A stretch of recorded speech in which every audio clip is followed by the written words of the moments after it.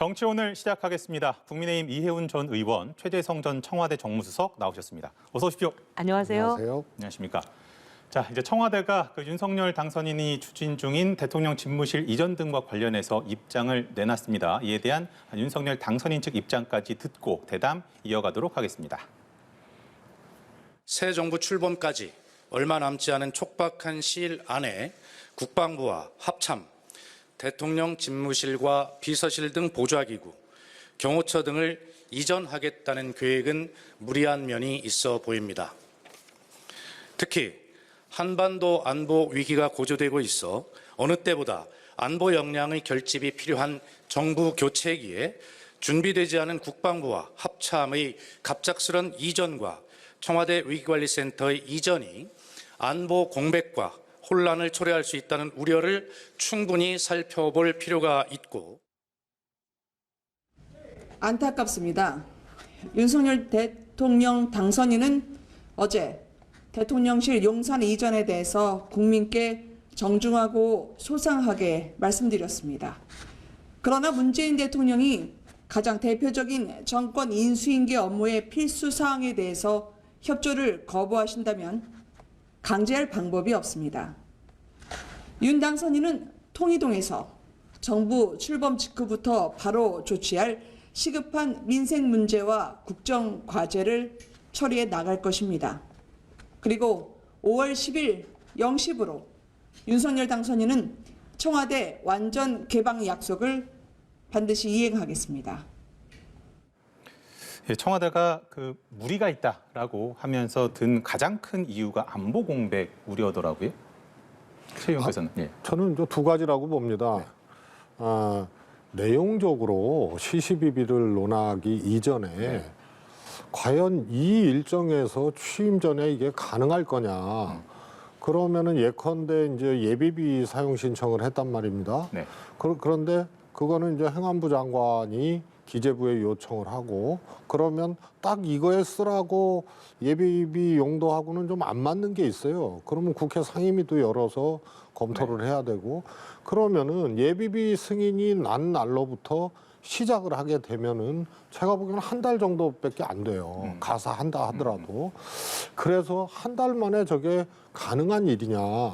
그리고 두 번째로 그 일정 자체가 하여튼 취임 5월 9일까지는 이 집무실 이전을 완료한다는 요게 전제돼 있기 때문에 당연히 안보 공백이나 이런 것도 나올 수밖에 없는 거죠. 그래서 이걸 하든 이렇게 집무실 이전을 하든 안 하든 간에 이 기간 50일이라는 기간 실질적으로는 한 달 남짓한 기간에 이게 가능하겠느냐. 이 문제 속에 안보 문제도 당연히 발생하는 것이 되는 거죠.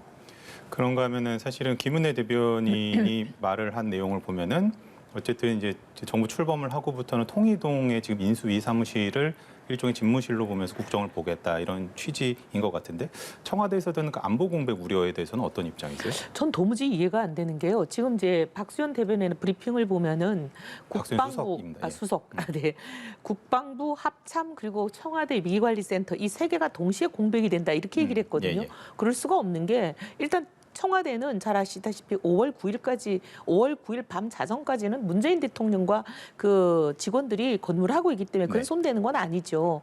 그리고 지금 국방부가 합참 쪽이 국방부가 합참이 먼저 옮겨가고 그다음에 그 자리에 또 국방부가 옮겨가고. 근데 지금 제가 듣기로는 합참의 그 공간 안에 지금도 공간이 좀 있어서 국방부가 갈 수 있는 부분도 있다고 들었거든요. 이게 순차적으로 하면 크게 문제가 없는 것을 그리고 일이 당연히 순차적으로 되는 문제를 마치 세 개가 동시에 일어나는 것처럼 어차피 청와대 위기관리센터는 또 문재인 대통령이 청와대를 나오시고 나서 이게 건드릴 수 있는 거 아니겠어요? 근데 본인이 나오기 전에는 건드리지도 없는 문제를 마치 세 개가 동시에 일어나는 것처럼 과장하는 것도 좀 이해가 안 되고 그다음에 문재인 대통령 정부는 지금까지 계속 뭐 종전선언 한반도에는 평화가 있는 것처럼 군사위기나 안보위기가 없는 것처럼 줄곧 얘기해 오신 분들 아니에요? 근데 여태까지는 위기 없다 그러더니 왜 갑자기 청와대 집무실을 옮긴다 그러니까 거기에 안보위기를 들고 나오는지 이게 왜 그러는지 국민들이 다 아마 이해하실 겁니다. 네. 지금 이제 한 가지만 보고 말씀을 하신 건데요. 예를 들어서 청와대에 있는 NSC 벙커 있지 않습니까? 네. 이거는 단순히 국방부나 합참 벙커 기능하고 등치될 수가 없어요. 여기에는 안보 플러스 재해나 위기관리 기능 시스템까지 있기 때문에요. 그래서 만약에 국방부 건물로 간다 그러면 국방부 벙커를 보강을 해야 됩니다. 예. 그러면 이 시기 동안은 위기관리 시스템에 하자가 생기는 거죠. 그다음에 합참이 또 수방사로 가지 않습니까? 그러면은 수방사에 합참 기능을 넣어야 돼요. 그러면 C4ISR 시스템 같은 것이 현재 합참에는 구축돼 있지만 수방사에는 없단 말입니다.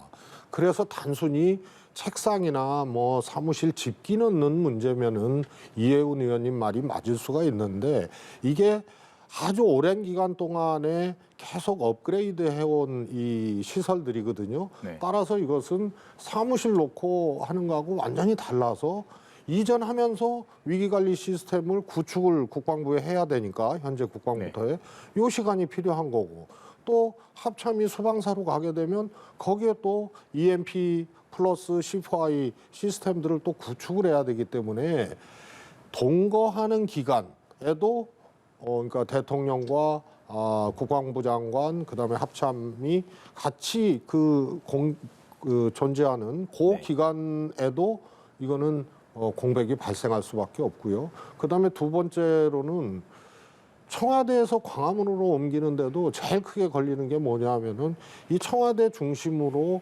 수도권 방어망, 그 다음에 방공망, 네. 그 다음에 뭐 경비 이런 것들이 짜져 있는 거 아닙니까? 그러면 비행구역 재설정도 그냥 볼펜으로 긋는다고 되는 게 아니고요.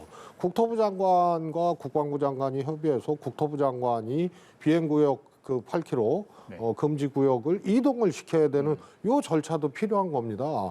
근데 덜렁 들어가 놓고 이것을 후속적으로 하게 되거나 논의를 하게 되면은 당연히 공백이 생기는 거죠. 저 얘기가 도저히 이해가 안 되는 게 예를 들면은 이제 아까 말씀하신 게 청와대가 5월 9일 자정까지 문재인 대통령과 모든 뭐 지하 벙커든 위기관리센터든 다 그대로 작동을 하는 거잖아요. 네. 하고 그다음에 이제 그거를 당장 5월 10일부터 청와대 개방을 한다고 해서 청와대 모두 지하 벙커까지 개방하는 게 아닙니다. 일부 공원하고 상춘제 그다음에 이제 관저 이런 시민들에게 이제 어떻게 보면 구경거리, 볼거리, 알 권리 이것을 충족할 수 있는 그 일부 공간을 먼저 개방하는 거고 나머지 근무동하고 각종 시설들 그리고 문재인 대통령이 5월 9일 자정까지 근무하셨던 여러 가지 그 네네. 시설들 그다음에 이제 지하 벙커 같은 이런 거는 차차 나중에 이제 용산에서 새 당선인이 대통령이 돼서 직무를 시작한다고 바로 그날 옮겨가는 것이 아니라 이거는 이제 천천히 옮겨가는 거잖아요. 그리고 지금 2달 동안에 문정부가 그걸 협조를 해주면 그 기간이 당겨질 수 있는데 협조를 안 해주겠다고 그러시면서 협조 안 하기 때문에 공백이 생긴다는 얘기랑 마찬가지거든요. 그러니까 그 부분이 도무지 이해가 안 됩니다. 요걸 하나 추가로 여쭤보면은 사실 국민의힘 내부에서도 속도 조절론에 대한 이야기가 안 나오진 않았던 걸로 좀 기억을 하기 때문에. 아니 그러니까 이제 속도 조절해서 했으면 좋겠다라고 얘기하는 사람들도 있는데 근데 당선인이 어제 국민들한테 진정성을 가지고 이제 의지를 표명했고 네. 국민들도 어제까지는 뭐 그러면 뭐 해봐라 이 정도 분위기였잖아요. 근데 오늘 갑자기 저렇게 예비비도 상정을 안 하겠다. 아니 500억도 안 되는 돈에 대해서 이사 가는 돈, 청와대가 옮겨가는 집무실이 옮겨가는 그 비용에 대해서 좀 예비비를 해달라는데 그걸 상정도 안 하겠다 저렇게 나오시니까 어제까지 이제 그 윤석열 당선인이 그러면 왜 그걸 그 전에 인수위하고 의견을 교환하면서 청와대 여러 가지 이제 조언이나 우려나 이런 것을 표명하지 않았는지도 좀 이해가 안 되고요. 근데 갑자기 이제 오늘 와가지고 저렇게 국민들 앞에 무슨 선전포고 하듯이 저렇게 해버리니까 굉장히 이제 뭐라 해야 인수위가 굉장히 갈등을 빚는 그런 모습이 보이고 과거 김대중 대통령 김영삼 대통령에서 김대중 대통령으로 정권이 넘어갔지 않습니까? 정권 교체기에 있었던 인수위로서는 그때는 상당히 모범적이었어요. 모든 거를 다 김대중 대통령에게 맞춰줬잖아요. 그래서 김대중 대통령이 사실 당선인이지만 거의 대통령의 지위를 가지고 모든 일들을 처리해 나가고 정권의 이양 준비를 했던 거잖아요. 그렇게 다 해드렸는데 이제 봐가지고는 뭐 정말 말이 좀 너무 그렇습니다. 5월 9일 12시까지는 국민의 대통령은 문재인 대통령이다 이렇게 나오면서 저렇게 인수인계를 사실상 거부를 하니까 그러면 어떻게 정권 인수 준비 집무실 이전만이 아닙니다. 다른 것도 지금 마찬가지예요. 아니 5월 9일 자정까지 본인이 대통령이고 모든 권한을 다 행사하고 본인이 결정하겠다면 인수위가 할 수 있는 게 뭐가 있어요? 이 의원님 말씀에서 조금 연장을 하면은 이게 그 허은하 수석 대변인이 이런 얘기를 해요. 갑자기 제동을 걸고 나선 의도가 뭐냐라고 하면서 조금 약간 비판을 좀 했거든요. 오늘 이제 문 대통령님 말씀이 네. 공감한다. 집무실 이전에 대해서. 그러나 소위 말해서 이제 이 시일 안에 하기에는 무리가 있다는 거거든요. 그렇죠. 그래서 이 자체를 반대하는 건 아니에요. 그래서 그거는 좀 곡해를 안 했으면 좋겠고요.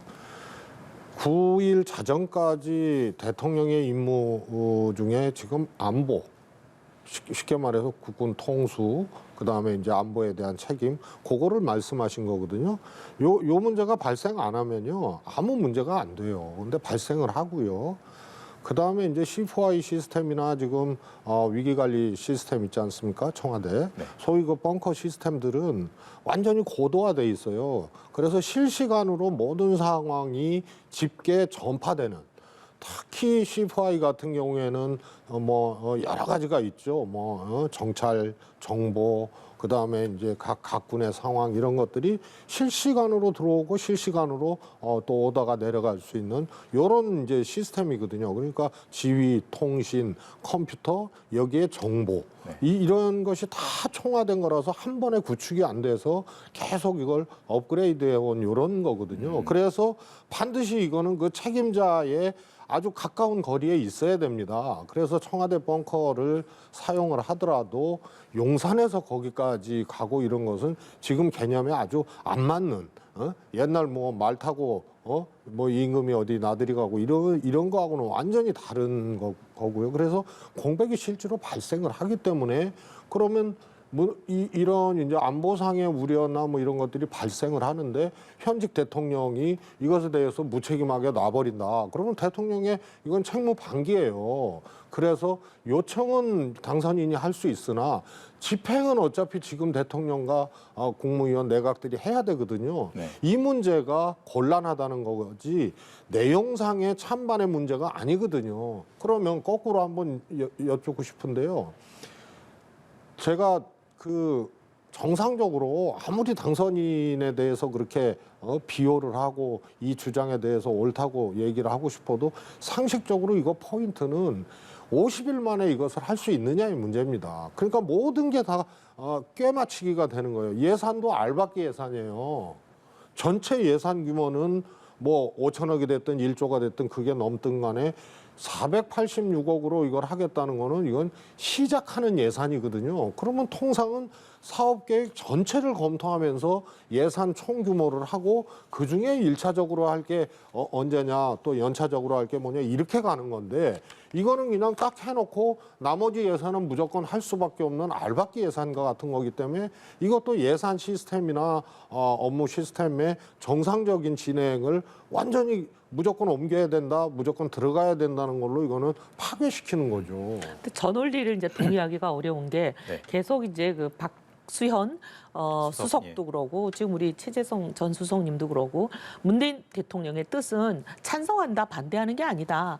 근데 너무 조급하게 하지 말고 충분히 단단히 하라는 거잖아요.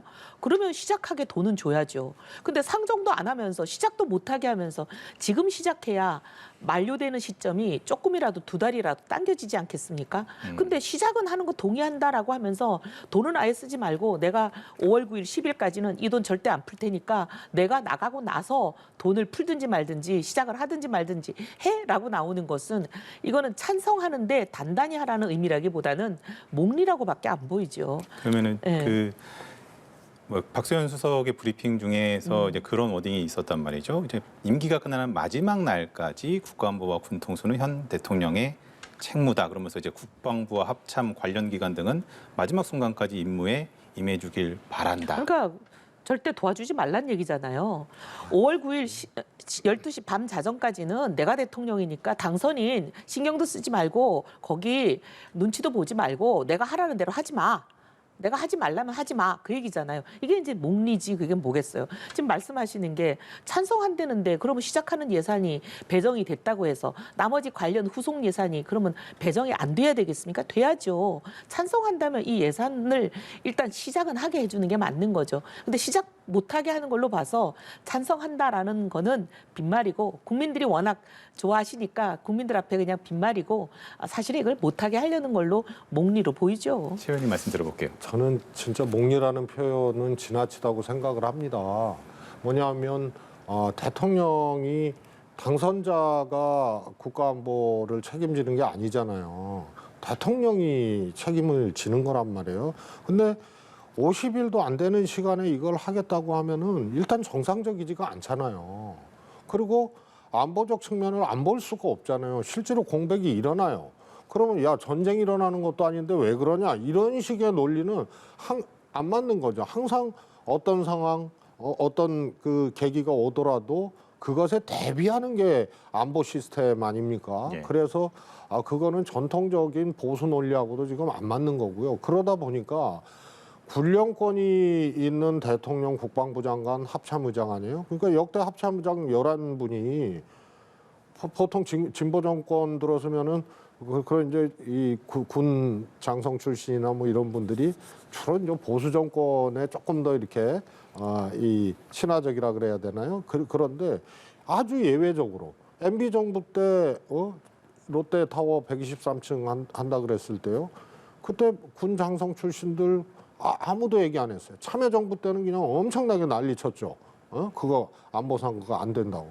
근데 11명의 합참의장이 이걸 얘기를 하는 거는 이거 군령권이 있었던 분들 아닙니까? 그거는 그만큼 이게 심각한 안보상의 문제를 갖고 온다는 거고요. 이게 그냥 진짜로 무슨 뭐 종이에다가 뭐 이렇게 그림 그리듯이 그렇게 해서 될 문제가 아니지 않습니까? 그리고 제가 이거 좀 지나친 표현일지는 몰라도 저건 대통령 집무실에 책상 놓고 리모델링하고 이런 비용만 486억인데요. 이거는 그냥 이사 비용이에요. 그리고 뭐 예산이 많고 적게 들고 이거 다 두 번째 문제인데 이 예산을 집행하는 과정도 사실은 이건 국회나 기존 예산 편성 시스템을 무력화시키는 거거든요. 우리 타 예산 했던 국회의원 해봤지 않습니까?